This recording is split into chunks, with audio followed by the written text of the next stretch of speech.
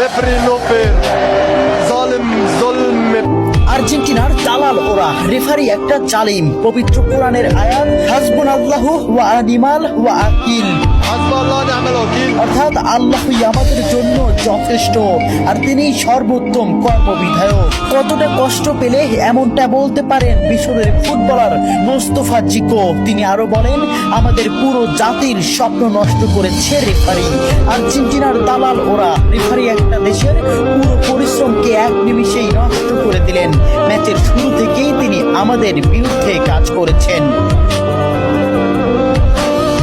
চোখের জলকে সঙ্গী করে আটালান্টার সবুজ ঘাসে পড়ে থাকেন মিশরের স্বপ্নবাজরা। 3-2 গোলে শেষ তাদের বিশ্বকাপের যাত্রা। ম্যাচে ফ্রাঁসোয়া ল্যাটিক্সিয়া রেফারি হিসেবে দায়িত্ব পালন করেন।